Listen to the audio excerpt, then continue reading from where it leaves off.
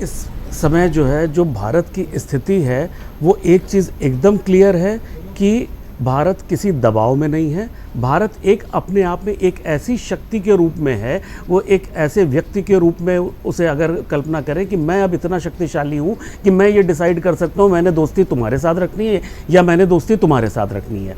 मैं किसी third person के दबाव में अपनी दोस्ती और दुश्मनी डिसाइड नहीं करूँगा। जहाँ तक आप चाइना के रिलेशन की बात कर रही हैं, अगर आप इस चीज़ को देखिए तो गलवान के बाद से धीरे धीरे चाइना से हमारे संबंध बेटर होते जा रहे हैं। अगर देखिए, अब एकदम से तो कोई संबंधों में यू टर्न नहीं होता कि अगर पाकिस्तान के साथ हम चाहते हैं कि चाइना के रिलेशन ख़राब हो जाएं या वो हमारे फेवर में हो पाकिस्तान और इंडिया के रिलेशन को लेके, तो वो एकदम से यू टर्न नहीं होगा, वो धीरे धीरे चीज़ें होती हैं।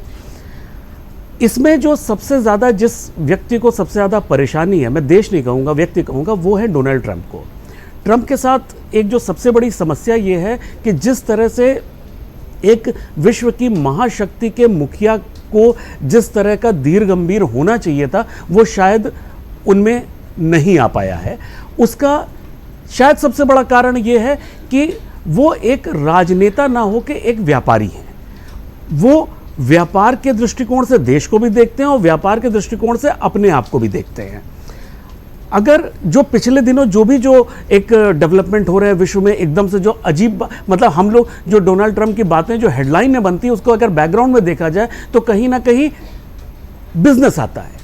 अगर वो पाकिस्तान के फेवर में अमेरिका आज टिल्ट होता हुआ दिखता है तो अमेरिका को इस समय पाकिस्तान में मिनरल्स दिख रहे हैं, पाकिस्तान में क्रिप्टो करेंसी का बिजनेस दिख रहा है जिसकी डील ऑलरेडी वहाँ पे हो चुकी है, तो उसके बदले में उनको उनके फेवर में दिखना है।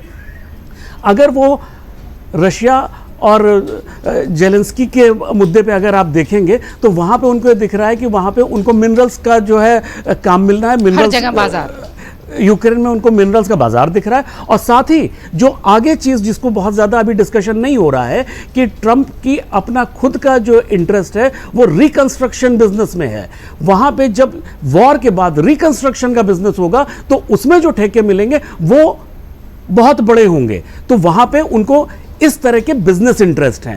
तो जो डोनाल्ड ट्रंप जो बहुत बड़ी बड़ी बातें करते हैं, अगर हमने उनको पिछले दिनों जो चाइना के साथ देखा कि तेरे ऊपर इतनी टैरिफ लगा दिया, फिर अच्छा चलो थोड़ा छोड़ दें। जैसे आप दुकान में जाते हैं ना कि कोई 1000 रुपए का सामान बताया, आपने ठीक लगा लो, तो वो डोनाल्ड ट्रंप ठीक लगाने वाला काम कर रहे हैं सारे विश्व में।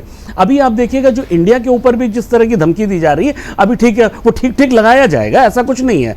देखिए, इंडिया इस समय अमेरिका के लिए बहुत, भले ही वो अभी चूंकि इंडिया शायद दुकान में शोरूम में पहली बार घुसा है और पहला ही शर्ट और वो साड़ी दिखाई गई है, तो अभी दूसरे लेवल के टर्म्स पे बात हो रही है। अभी धीरे धीरे उसमें रिलैक्सेशन इसलिए भी आएगा, जो एससीओ कंट्रीज में जो अगर इकोनॉमी वाइज देखा जाए तो इंडिया अभी अमेरिका के लिए बहुत इंपॉर्टेंट है। जो डी डॉलराइजेशन का कॉन्सेप्ट है उसमें आज इंडिया ही अकेला ऐसा है एससीओ कंट्रीज में जो डी डॉलराइजेशन के फेवर में नहीं है। अदरवाइज चाइना पूरी तरह से बैठा हुआ है डी डॉलराइज करने के लिए। तो ऐसी स्थिति में वो इंडिया को आउटराइटली इग्नोर नहीं कर सकता। ये चीज़ बहुत समझने वाली चीज़ है। दूसरी चीज़ जो मैं इस चीज़ को मैं उठाना चाहूँगा कि अगर अभी जो विश्व की जो घटनाक्रम हुआ है उसकी वजह से अगर पुतिन इंडिया आ रहे हैं, उन्हें आना ही था।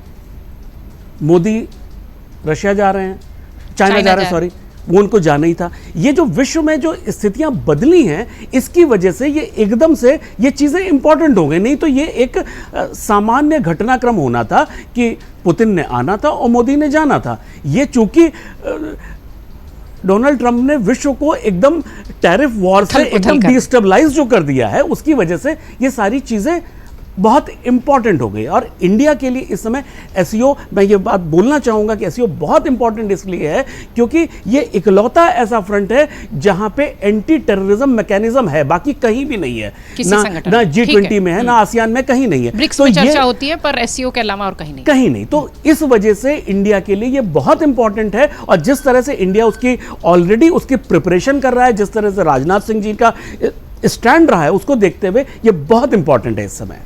अगर आप ये वीडियो YouTube पर देख रहे हैं तो हमारे चैनल को सब्सक्राइब कर बेल आइकन दबाएं और Facebook पर देख रहे हैं तो हमारे पेज को लाइक करें।